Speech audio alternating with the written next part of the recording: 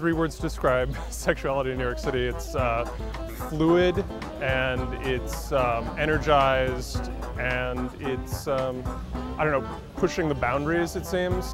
What are three words to describe sexuality in New York City? Steamy, raunchy, and always fun.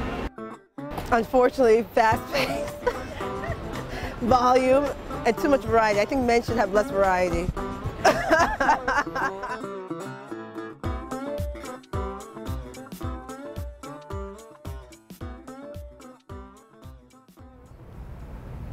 Last stop. New York City. We're here. We are here. After 4,187 miles.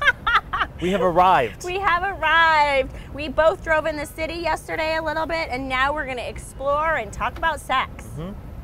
One of our most interesting stops while in New York was the Museum of Sex, affectionately called MoSex for short. The museum has been preserving and presenting the history, evolution, and cultural significance of human sexuality since 2002.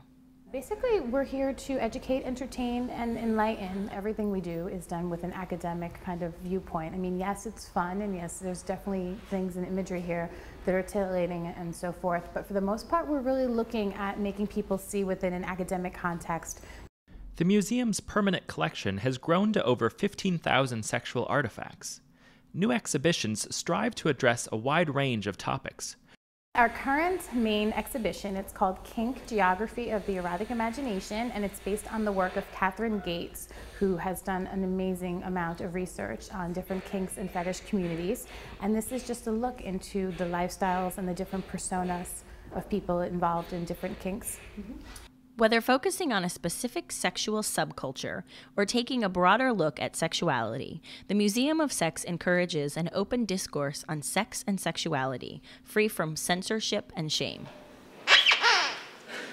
Everyone who walks in this door, no matter where they come from, what their orientation is, their background, you know, their belief system, we're all linked by one thing, and that's sexuality. So we wanted to have a place where people could feel comfortable coming to explore different aspects of culture, you know, and different highlights of sex throughout the ages. New York City is home to Planned Parenthood Federation of America. We toured PPFA and spoke to President and CEO Cecile Richards. There's two main things that Planned Parenthood does. You know, one is we're the biggest reproductive health care provider in the country and provide health care and education to 5 million folks every year. And the other part of our work is that we have to be the strongest advocate we can be on behalf of women's health care access and rights.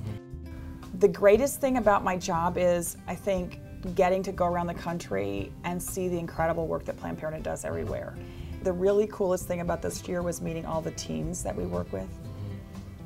They're amazing, and you know, they're peer educators around the country, so they can answer any questions about sex. They know everything about sex, and they're not afraid to stand up and be counted and to speak their mind. And I kind of think of them as the Underground Railroad of sex education in this country, since the schools have quit teaching it. So a lot of the young people I see have they've become really the leaders in their community on this issue. And so just seeing what kind of work we're doing for women and teens and men everywhere is amazing. We also talked with John Knowles, Planned Parenthood's Director of Public Information, about the organization's early history and founder, Margaret Sanger. Sanger's views on gender and sexuality strongly influenced her work and Planned Parenthood's mission. The thing that made her very unusual for her time also was that she believed that women had an equal right to enjoy sex and that they should not be penalized by becoming pregnant or having to have an abortion or having any of these other things follow having a good time sexually. Planned Parenthood, again, is out front in its education efforts to, you know, get people to calm down about people's sexuality and like Margaret Sanger, accept that we're sexual and that that's a good thing. One of the highlights of our entire trip took place while we were trying to interview New Yorkers in Washington Square Park.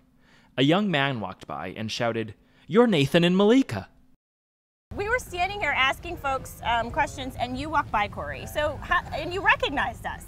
I did, because I just saw the video podcast that you guys put up, and it was just so good. And I knew I was like, sexuality, you know, they look like, kind of like those people, Planned Parenthood maybe, of course, yes. Yeah. Listen to the podcast all the time, and I totally know who you are. Running into Cory after 2 years of working on the show made it clear why Nathan and I have been creating Speaking of Sex. Throughout the country, people like Cory are having conversations about sex and encouraging friends, peers, and partners to make decisions about sexuality that are healthy, fun, and open to exploration. Our journey across the country connected us with many advocates and educators working on issues of sexuality. We left New York excited to continue speaking about sex.